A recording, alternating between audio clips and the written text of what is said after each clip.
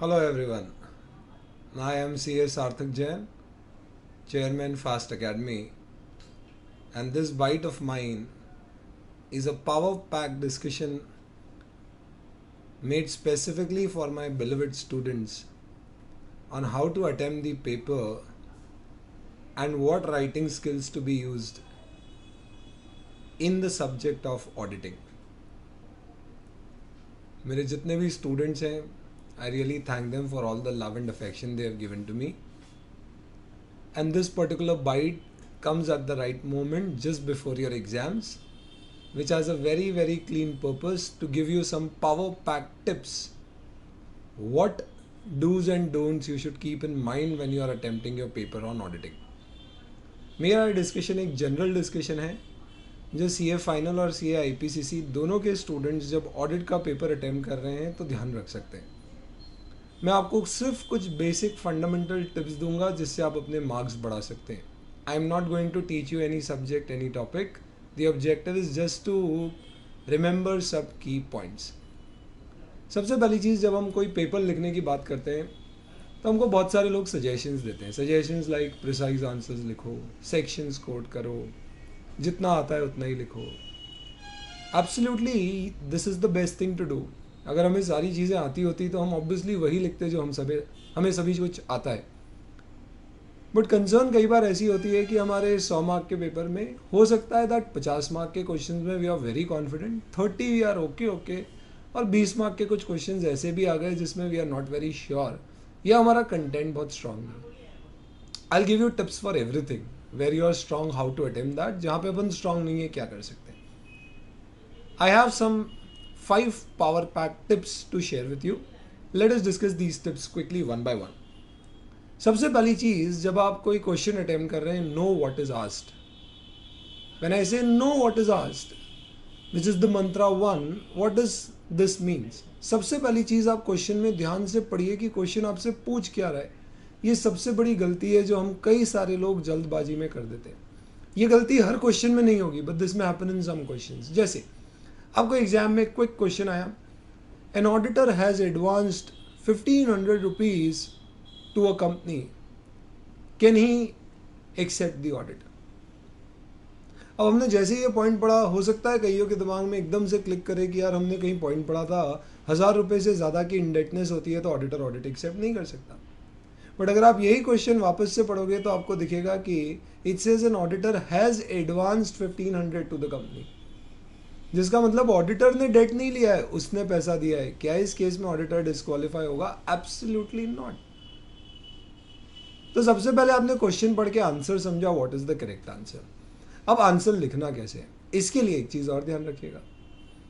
आप ये देखिए कि आपसे पूछा गया है, an auditor has advance 1500 towards the company, can he accept the audit. तो आपका आंसर होगा the auditor can accept the audit because there is no restriction to accept the audit if auditor has made an advance to the company. और obviously ये answer किससे relate करता है, आपका section 226 of the companies act से, तो आपको उस सेक्शन का रेफरेंस भी देना होगा. अगर इसी की बजाय क्वेश्चन आता कि एक ऑडिटर कंपनी में ऑडिटर अपॉइंटेड है और उसने एडवांस दे दिया, तो आपके आंसर में आप आंसर सेम लिखेंगे बट आखिरी में कंक्लूजन लिखेंगे that auditor will not be disqualified from continuing the audit. इसका मतलब सिर्फ प्रोविजन लिखना सही नहीं होता है, कंक्लूजन आपका एग्जैक्टली जो क्वेश्चन में पूछा है उसके अनुसार जाना चाहिए. तो अगर आपको बोला है आप ऑलरेडी अपॉइंटेड है, आप लिखेंगे we are not disqualified to continue. अगर बोला है कि अपॉइंट हो सकते हैं, आप बोलेंगे yes we can be appointed. तो first thing is know the question first. आप जिसे अटेम्प्ट कर रहे हैं पहले उसे जानिए. लाइफ में ऐसा ही होता है, आप जिसके साथ भी पार्टनर करेंगे पहले उसे जानेंगे. इसी तरह से पहले क्वेश्चन को पहचानो, उसके बाद क्वेश्चन को अटेम्प्ट करो. मंत्रा 1.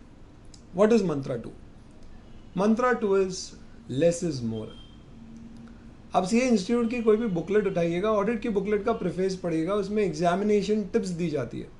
उसमें लिखा जाता है student should be concise, he should write clear points, no need to write extra rubbish, extra points, extra explanation. एकदम क्लियर कट एक चीज़ ध्यान रखें, आपसे क्वेश्चन में जो चीज़ पूछी है आप उसे पॉइंट वाइज फॉर्मेट में देने की कोशिश करें. कई बार होता है हर आंसर पॉइंट वाइज फॉर्मेट में नहीं बनता है. Don't worry about it, use para points. What are para points? Para points का मतलब ये है कि आप बनाए पॉइंट्स पैराग्राफ फॉर्मेट में, उसे नंबर ना दे ना। इट डिपेंड्स कि आपका क्वेश्चन कैसा है। हर क्वेश्चन को पॉइंट वाइज आंसर नहीं किया जा सकता। Don't worry about it. छोटे छोटे पैराग्राफ्स बनाओ, एग्जामिनर को पढ़ने में आसान होगा।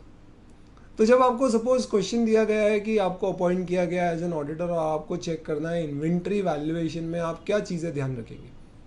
8 मार्क का क्वेश्चन है, आपसे एक्सपेक्टेड है कि आप 8 अच्छे सॉलिड पॉइंट्स लिखोगे। क्या करना चाहिए आपको? The thing which you should do is you right 8 points. इस क्वेश्चन को पॉइंट में आंसर किया जा सकता है, लेकिन इसी की बजाय आपसे एक क्वेश्चन पूछा जाता है जिसे आप पॉइंट वाइज में आंसर नहीं कर सकते, तो उस केस में आप पॉइंट्स यूज करने की बजाय छोटे छोटे पैराग्राफ्स बना दीजिए। कई सारे स्टूडेंट्स के साथ प्रॉब्लम होती है, उनका इंग्लिश लैंग्वेज पे बहुत अच्छा कमांड नहीं होता है। सेंटेंस वो जो बनाते हैं और अपन जो बताना चाहते हैं मिसमैच होता है। कई बार आपने देखा होगा मोबाइल पे आप एक एसएमएस बहुत जल्दी टाइप करते हैं, लंबा सा एसएमएस।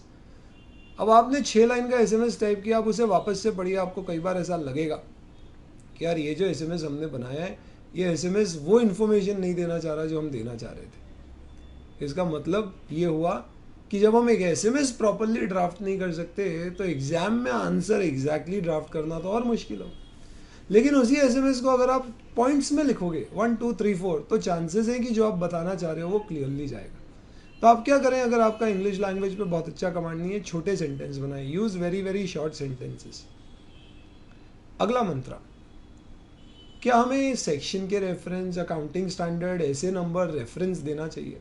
बिल्कुल देना चाहिए। If you want to score really good marks, references are most important. मैं आपको बोलता हूँ I am organising a show, इस पर्टिकुलर शो में I say there will be dance, there will be people coming to sing a song and there will be a role play, और मैं बोलता हूँ सेलिब्रिटीज आ रही है। Are you getting excited? Maybe not. मैं आपको बोलता हूँ dance will be by Katrina, I say song will be sung by Sonu Nigam and the skit will be played by Nasruddin Shah. Does this excites you more? That is exactly what happens in an answer. You say an auditor should check fixed assets because he has to report. Doesn't does very well. What you should rather say is fixed asset check करना है। क्यों? क्योंकि कारो के para 4 के clause 1 में auditor की requirement है फिक्स्ड असेट्स पे रिपोर्ट करना। प्लस ऑडिटर को अकाउंटिंग स्टैंडर्ड 10 का कंप्लायंस चेक करना चाहिए, क्योंकि कंपनीज एक्ट का सेक्शन 211 बोलता है कि कंपनीज को अकाउंटिंग स्टैंडर्ड फॉलो करना। जब आप इस तरह के रेफरेंस दे रहे हैं तो आपका आंसर और स्ट्रांग बन रहा है। रेफरेंस में हमेशा ध्यान रखना, क्वेश्चन में रेफरेंस किसके दिए जा सकते हैं। एक अकाउंटिंग स्टैंडर्ड, दूसरा कंपनीज एक्ट का कोई सेक्शन, तीसरा अगर कारो रेलेवेंट है तो, और चौथा एसेस। ये 4 चीज हर क्वेश्चन में सोचिए क्या इसके रेफरेंस दिए जा सकते हैं। If you can give these references you should definitely give these references. Next step, answers कैसे बनाना है। मंत्रा 4, एक जनरल सा फंडा समझो। आपके आंसर में आपको शुरू में ट्रेलर दिखाना है, बाद में पिक्चर। बेस्ट तो ये होगा कि ट्रेलर भी बढ़िया और पिक्चर भी बढ़िया। बट अगर आपको क्वेश्चन के आंसर्स में बहुत सारे पॉइंट्स पता नहीं है, शुरू में आपके पॉइंट्स वो आए जो बेस्ट पॉइंट्स। बहुत ही सिंपल सा क्वेश्चन आ गया, परचेज का ऑडिट करना है, 8 मार्क, कैसे करोगे? अब इसमें क्या क्या लिख सकते हैं, क्या क्या नहीं लिख सकते। इफ यू कंफ्यूज, पहले सॉलिड पॉइंट्स लिखिए जिसके बारे में आप एकदम श्योर है। पहला पॉइंट, परचेज का ऑडिट करेंगे, we will check internal controls. अब आपने अगर सिर्फ इतना पॉइंट लिख दिया तो ये बहुत ही जेनरिक पॉइंट है, इसका कोई मार्क नहीं मिलेगा। आपको स्पेसिफिकली लिखना पड़ेगा कि हम इंटरनल कंट्रोल्स चेक करेंगे with respect to indenting the purchase, making the purchase, seeking of the quotations, determining the price, making of the purchase order। ये स्पेसिफिक आंसर हुआ। सेकेंड पॉइंट, परचेज में क्या लिख सकते हैं? क्या परचेज में वैट का रेफरेंस आ सकता है? तो लिखिए वैट, एक्साइज ड्यूटी। अगर क्रेडिटेबल है तो परचेज की कॉस्ट में कहीं ऐड तो नहीं कर दिया गया, something like this. And the last point, मंत्रा 5, कॉस्मेटिक्स आर वेरी इंपॉर्टेंट। आप पूरा आंसर लिखते हैं, उसके बाद इंपॉर्टेंट पॉइंट्स को हाईलाइट करें, अंडरलाइन करें। Do not use a different colour pen, that is not allowed. Use same colour pen but just underline that point.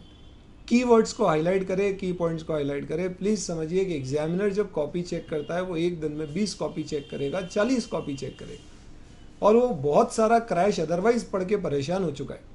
जब वो कॉपी चेक कर रहा है और उसे दिख रहा है कि यार ये पर्टिकुलर क्वेश्चन के आंसर में जितने कीवर्ड्स मुझे मेरी मार्किंग स्कीम में जो सीए इंस्टीट्यूट ने दिए मैच खा रहे हैं, मिल रहे, वो आपको मार्क्स क्यों नहीं देगा? तो कीवर्ड्स को हाईलाइट करें, इंपॉर्टेंट पॉइंट्स को हाईलाइट करें, इस तरह से अपनी पूरी कॉपी बनाएं। बेटर होगा कि आप आखिरी के 5 मिनट रखें, पूरी कॉपी को रिव्यू करके की पॉइंट्स को हाईलाइट करना। These are some tips which will help you really well. ये टिप्स अगर आपके मार्क्स 3 से 5 भी बढ़ा देती है आपके ऑडिट पे पेपर में, I think my purpose will be solve. Thank you very much, all the best, do very well in your exams.